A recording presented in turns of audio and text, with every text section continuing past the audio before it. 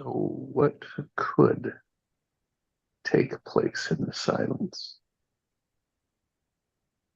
Hmm.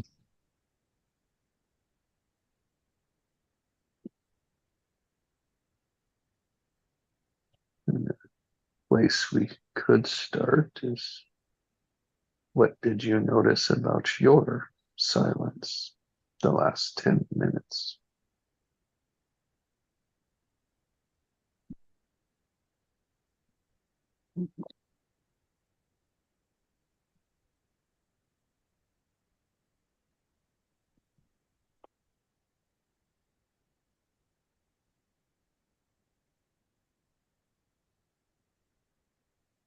What I notice, it's a listening for me,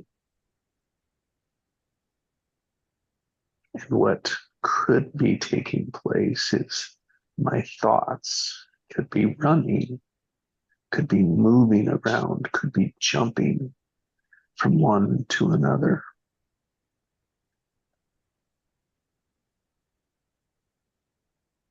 So as I listen to them, I can pay attention to the intensity or the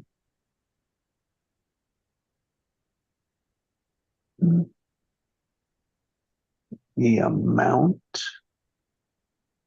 and the speed at which the thoughts are moving through.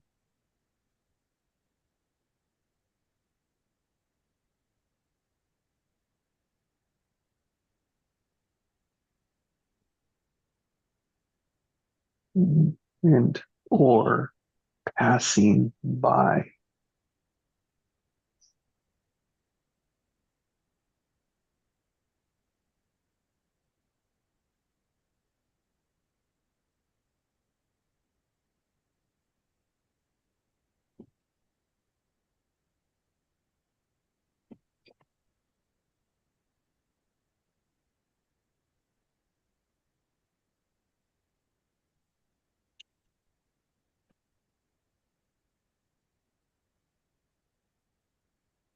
And how different it is every day.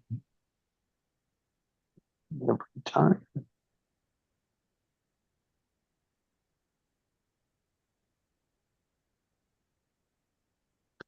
And to realize when I can set my intention in the silence to direct the energy and notice how long I can hold that attention or Mm. that awareness. It's not very long.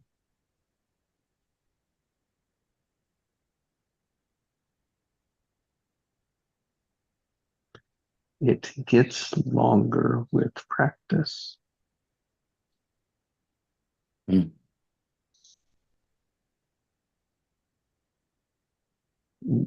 That is a definition to me of intention.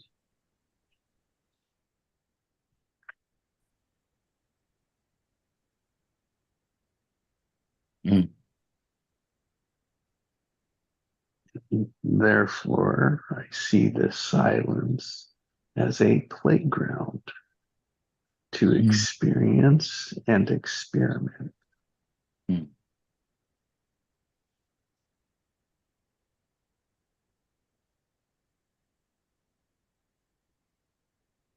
I also experience it as a treasure chest.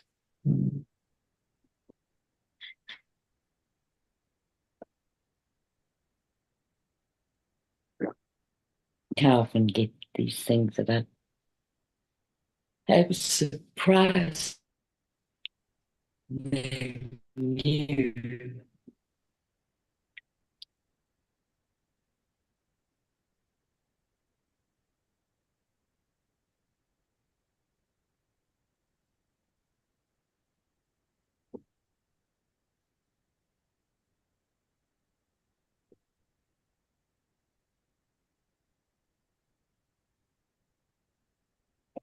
And sometimes there's just this peacefulness.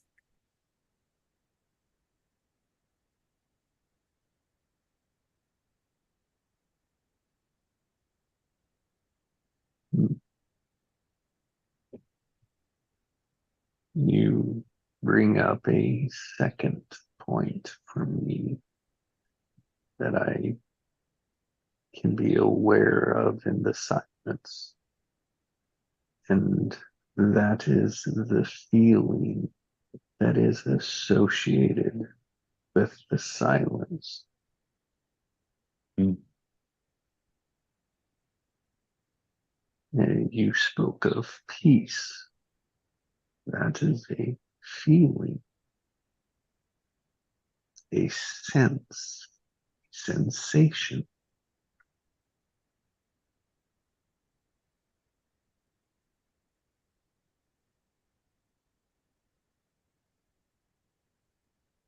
Which appear to be so entangled with our thoughts that we can be so unaware of it, Mm. blind to it. And in the silence is where I can separate the two and explore and experiment with it. Mm.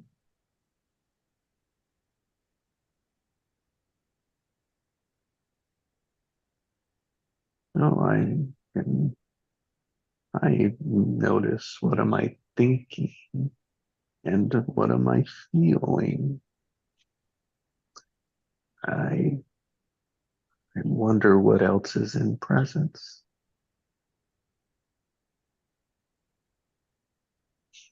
Mm.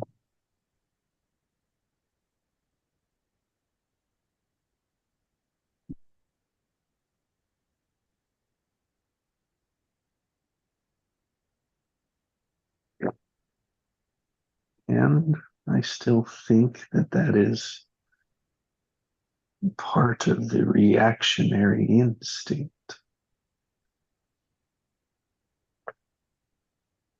So, how could I experiment to be more intentional with thoughts and feelings?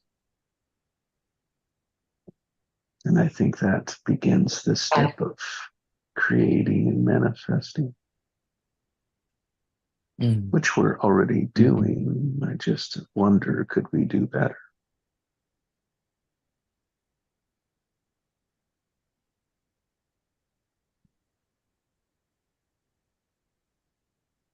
So what comes up for me with that is allowing.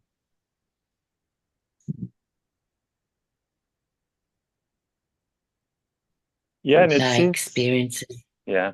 No, Sorry, no, you go Pascal. ahead. You go ahead. Sorry.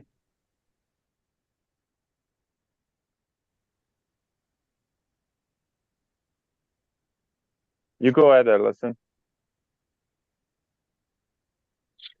Sorry. So my experience has just been when I allow, then it's there.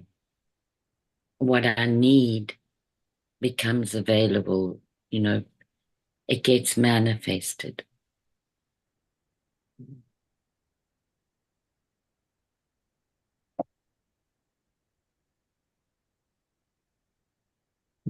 Versus when I go to grab it or squeeze it, it's gone. Yeah, yeah, yeah.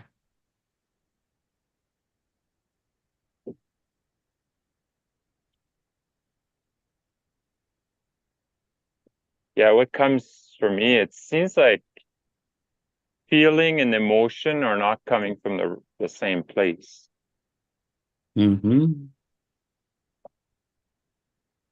So feeling, like feeling gratitude, feeling love, it's coming from a higher, if there is something higher, like say your higher self. But emotion, then it's, yeah, it comes from the ego.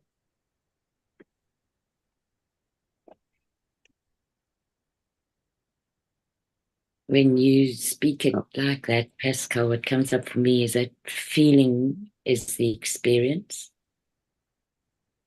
and emotion is the description.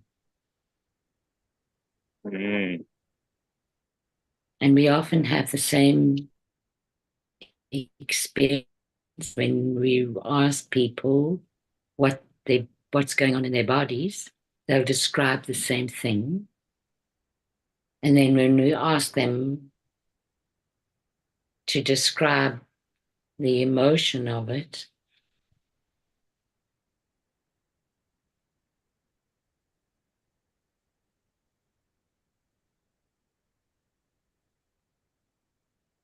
so for some people, when they butterflies in the stomach, and for other people, it's preparedness for it's excitement for something that they want to go and do.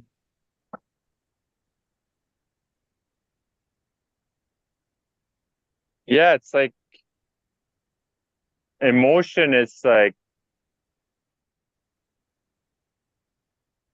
yeah, it's like description of or justification of the feeling. It kind of break it down, you know? It's like, if I asked you, like, how does it feel gratitude, right? And then we'll all have going to be like a different perspective on it. Or a different experience of it. Yeah, and at the same time, it's like we're reducing it.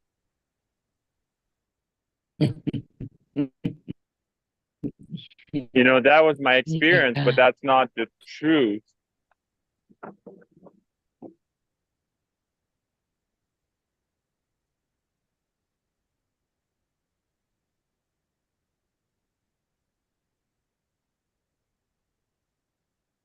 And what happens if we're unaware of it? What would you rather, like reducing? What would you, is there a word similar to that? Like if we're unaware and just responding constantly in our life?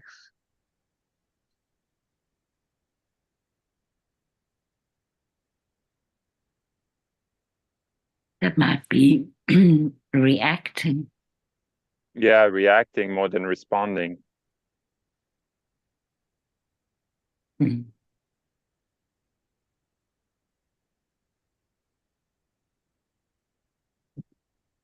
Which I would say is the most reduced space there is. Yes. Reacting. It's very tough. Yeah. Yeah. It's very quick.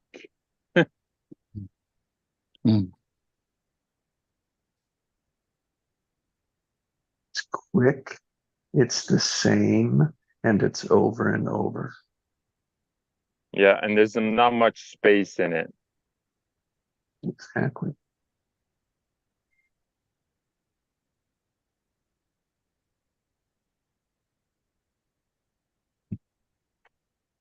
It's an automatic default.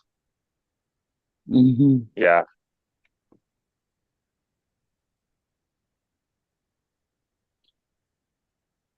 It's like a loading gun, right? Like, so if you press the trigger when it's loaded, it will always shoot.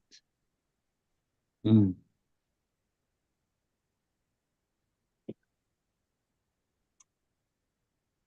once you remove the bullet, even if you press the trigger, then there's nothing.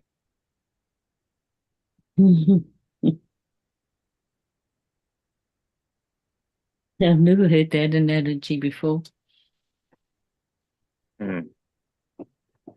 I don't know why. Because I'm looking at buying guns, maybe. I don't know.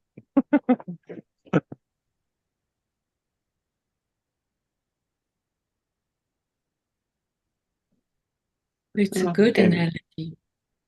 Yeah, I connect it to aware and unaware, right? Of presence, not presence, like present in the moment. I connect it to like the entanglement of thoughts and the feelings, and like the default The default can have a huge bang when it's loaded, Yeah. Mhm. where Mm. the awareness is just, it's like it's not loaded, it's unloaded. Mm. And it's like, oh, it's like that something triggers you, right? It goes off, but there's not a big bang behind it. Mm. There's peace in a life living unloaded. Mhm. That's very well put, Sis.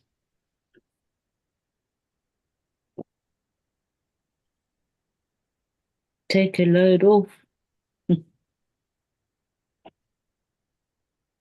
Which has been my gift of awareness, presence, separating thoughts from feelings. Mm. And that those are choices, right? Intentions Mm.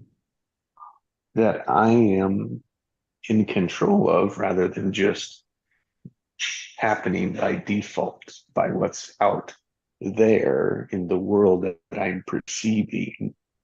It's like, no, it's from, rather than coming outside in, it's inside out. Mm. Mm. Always. Oh, but Always. life doesn't appear that way for most. For me, it didn't. Right. Mm. Yeah, it's always something we have to reach for. Instead than emitting like a vibration and be a magnet to it. Mhm. Mm. Mm.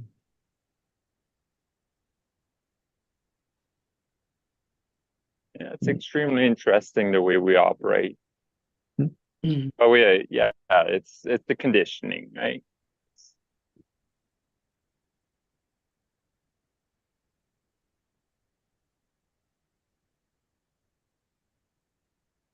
But once Yes, you're it aware is. of it, then like you can let it go.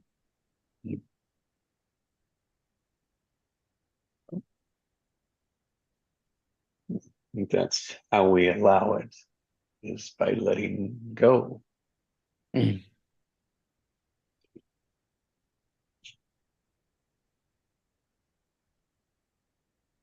Because a thought without emotion is just a thought.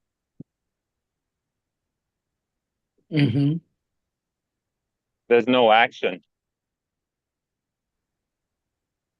But a Yep, thought with emotion becomes an action. they sure do. Mm.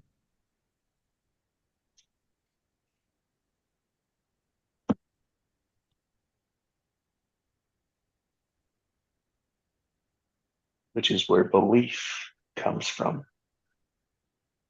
A belief and a commitment is all associated with the action.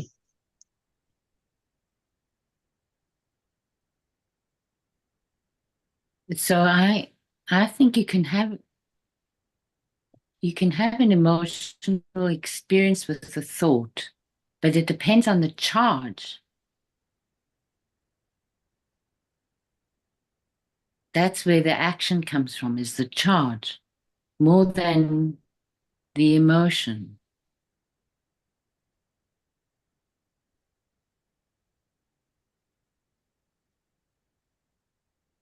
I think the charge creates, what's the word I'm looking, the attachment. Mm.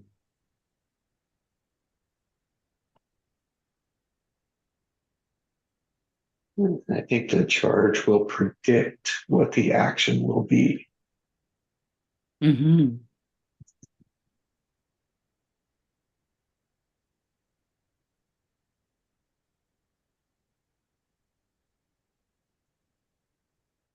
So if you have a thought without the emotional experience, as Pascal was saying, then it's just the thought and there's no action that comes from it. There might not be an action that comes from it in that moment, but it could, that thought could become part of intention. Yeah, it's when you get attached to it, right? It's the attachment, like you said. Mm.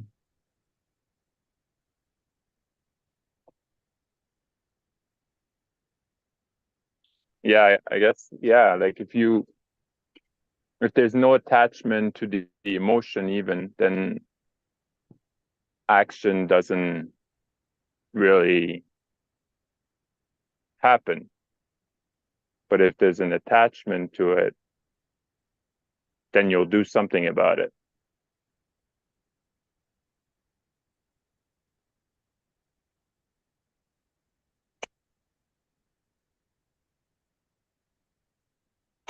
Yeah, thanks for bringing that important piece. Sorry? No, all good. Yeah.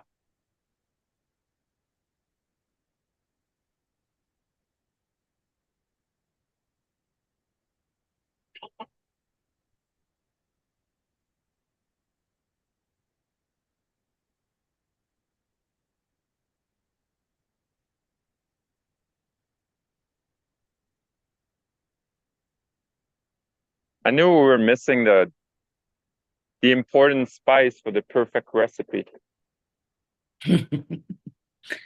Charge is a very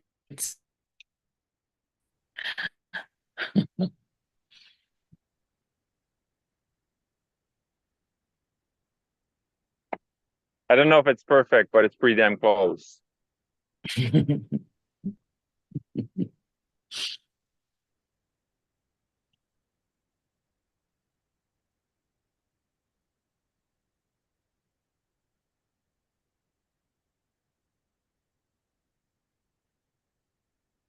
Mm.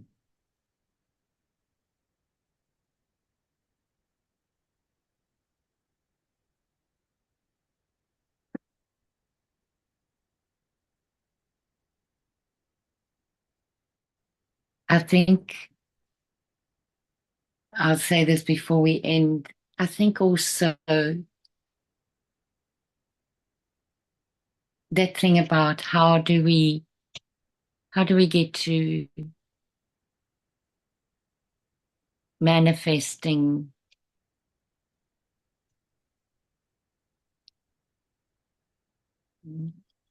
more quickly or more accurately, you know, however we want to describe it. And I think different people, or let me say it this way, there are different ways of manifesting and they are suited to different people. Not everybody is supposed to manifest in the same way because it's part of our reflection of the whole, and none of us are all of it, but we come from all of it.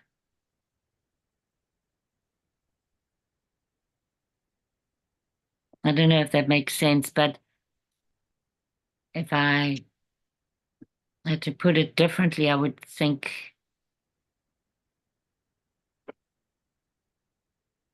about describing it just in terms of like a simple thing, how different people like to dress. You know, what they choose, how they like to present themselves, and each one has a value. And I think it's the same with manifesting. Yeah, I think well, one for sure, like the way people manifest, it's based on their imagination. Yes, very good, Pascal. Absolutely. And their belief system. Yes.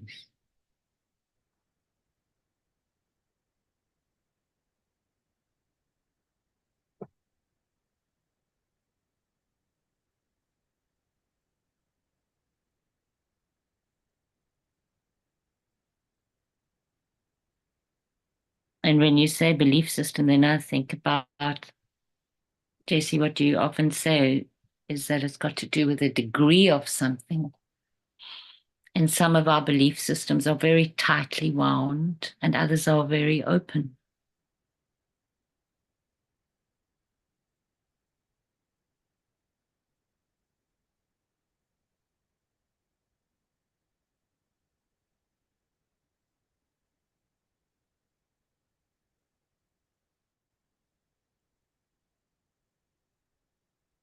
And that can go onto a whole new discussion. Yeah. It's their BS.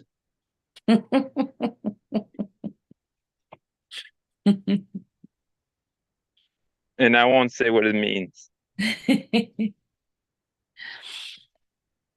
Well, this was very useful and rich this morning. Thank you so much, guys. I have to go. Have a great day. Thank you, Enjoy Allison. your silence, Pascal.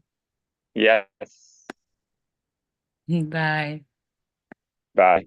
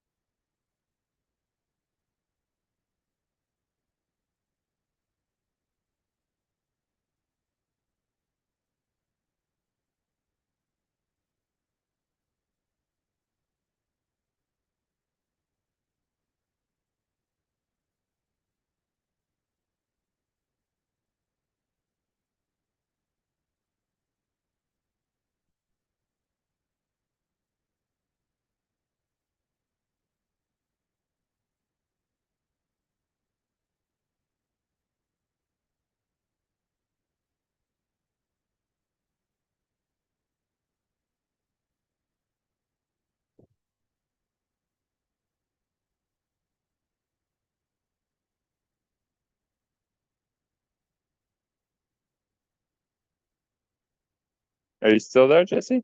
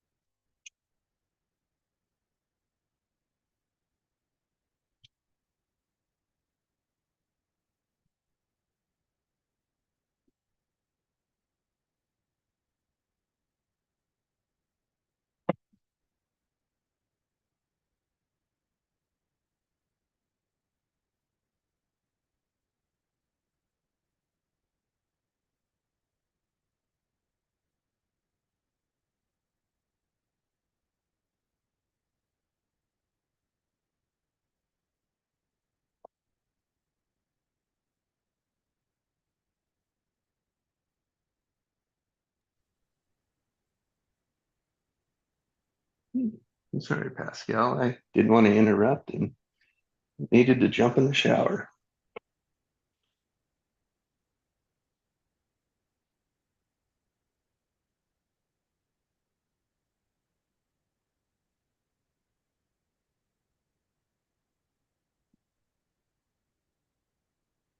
Sorry, say again. Like the truck was so loud I couldn't hear it. No, I said sorry. I didn't want to interrupt, and I needed to jump in the shower. Oh,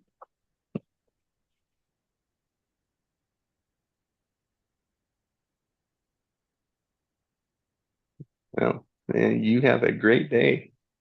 yeah, you as well, Jesse. Thanks, Pascal.